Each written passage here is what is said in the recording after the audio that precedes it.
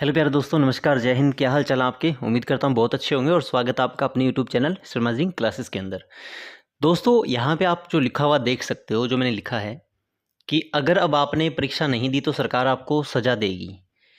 बिल्कुल सही लिखा है, ऑफिशियल अपडेट है। आपको बताऊंगा कौन सी परीक्षा की मैं बात कर रहा हूँ।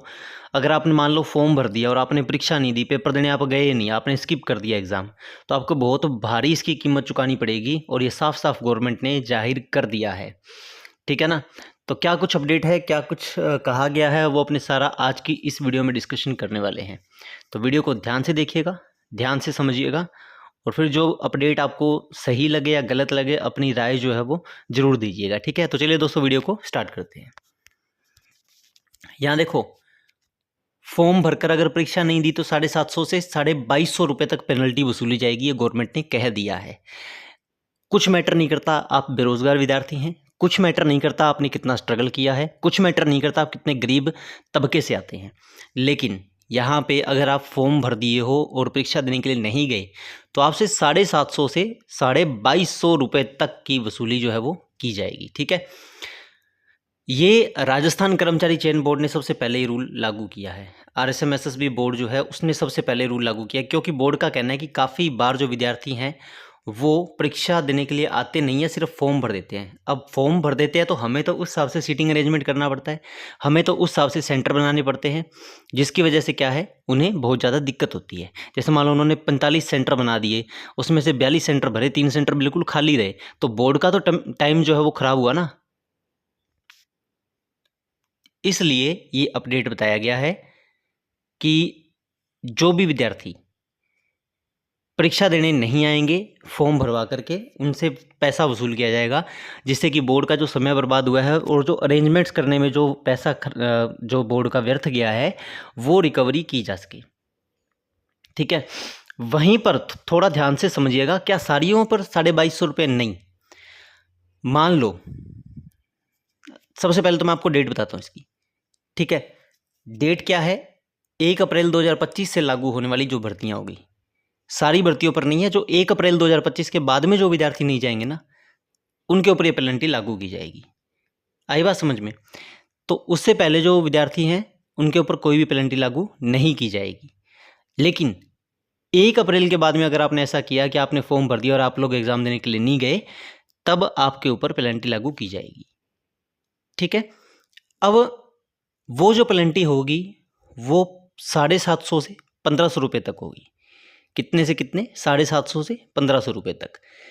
अब मान लो आपने एक पेपर नहीं दिया, आपने दूसरा पेपर भी नहीं दिया, आपने तीसरा भी नहीं दिया, आपने चौथा भी नहीं दिया, तो ऐसे करके आपने मान लो 4 परीक्षाएं छोड़ दी।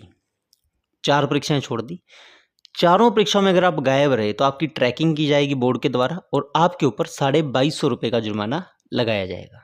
कितना? 2250 रुपये का। ठीक है?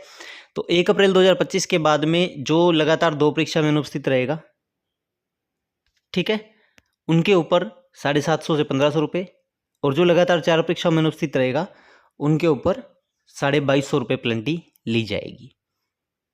ठीक है?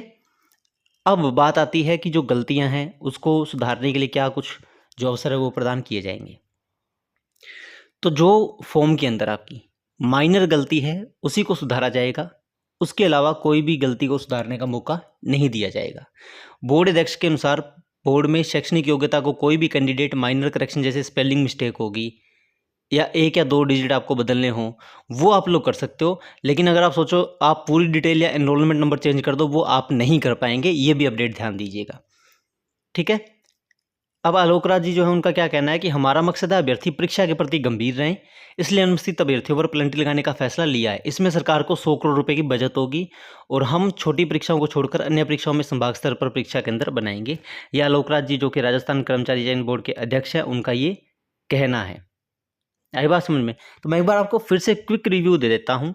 अगर मान लो आपने स्टार्टिंग में भर्ती, सबसे पहले तो ये 1 अप्रैल से रूल लागू हो रहा है, अभी नहीं हो रहा है। ठीक है? 1 अप्रैल 2025 से आपने एक पेपर छोड़ा, आपने 2 छोड़े, तो आप पे 750 से 1500 रुपये तक की पेनल्टी लगाई जाएगी। लेकिन आपने 4 पेपर लगातार छोड़ दिए, फार्म भरवा दिया, पेपर देने नहीं गए, तो आप पे 2250 रुपये की पेनल्टी लगाई जाएगी।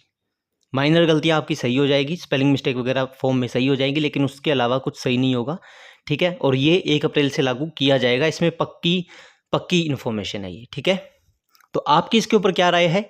ये रूल लागू होना चाहिए? क्या सरकार को सोचना चाहिए कि जो विद्यार्थी बेरोजगार हैं वो कहाँ से इतने रुपए लाएंगे? क्या सरकार को इसके ऊपर दया भावना या कुछ छूट देनी चाहिए, या फिर इस रूल को ख़त्म करना चाहिए?